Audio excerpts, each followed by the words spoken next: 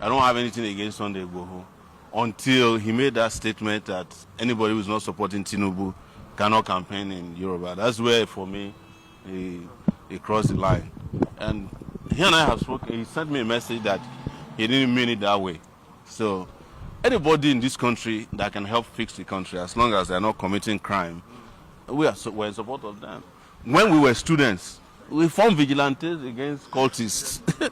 When we were students, we formed vigilantes against DSS who infiltrated and were trying to kill students, police. So we're the ones. I'm one of the people that started OPC. I'm one of the people that started the Niger Delta struggle you are saying, even though I wasn't a militant because I don't believe in violence. We did the Karama Declaration with Toronto Douglas and the rest of the guys. So, because I was born in Niger Delta, and you guys know I maintain multiple, ethnicity. Part of me is Yoruba, Hausa, Ijo, Igbo, I'm Igbo by music, I'm Idoma by Igala, by the kind of clothes you guys wear, fashion, So I am everything.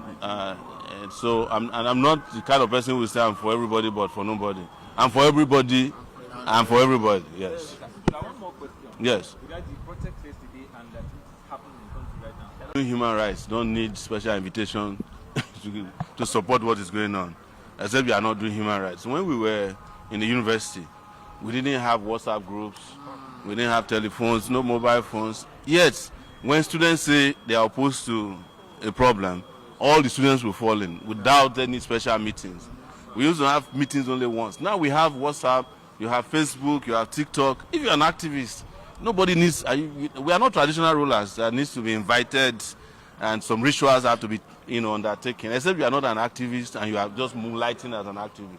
If you're an activist, you wake up in the morning, you see injustice, you fight against it. And you look for the nearest person around you to hold hands together and fight for it.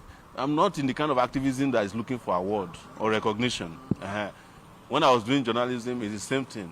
I didn't care. I didn't belong to the NUJ. So, and I don't go for awards. You can't give me an award.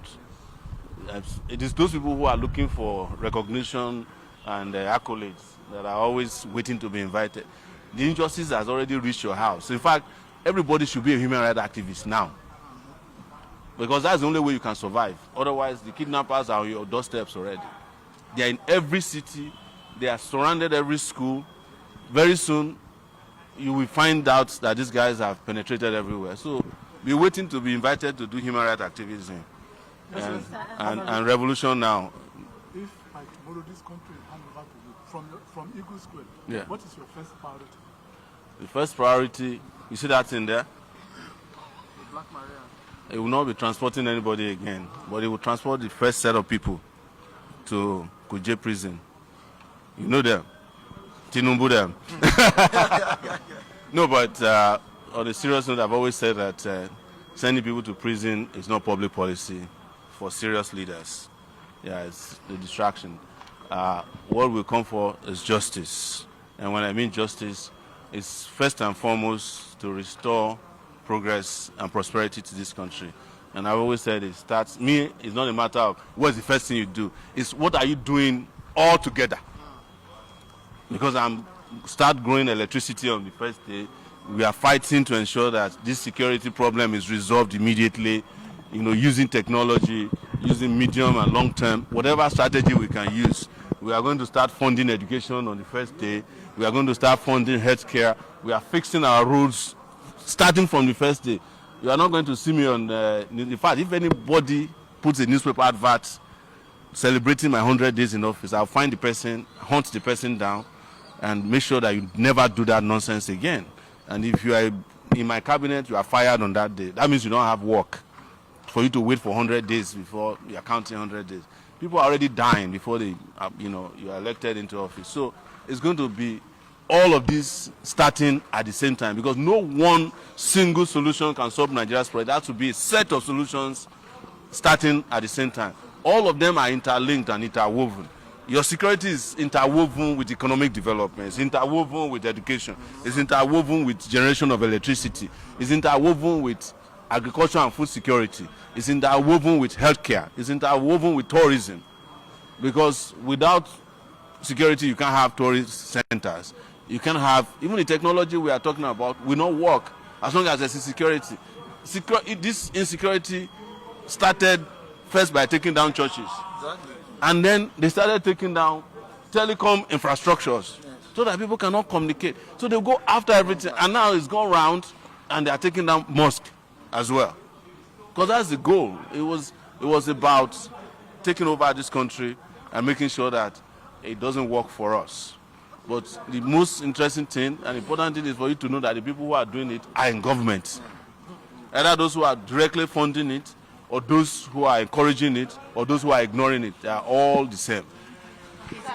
And about the INEC, in one of the newspapers today, we saw that the bandits are giving a demand for Oyo State to be turned into Sharia state and some other demands. What do you say to that as regards this issue on ground? I've not heard officially that these people made any demands.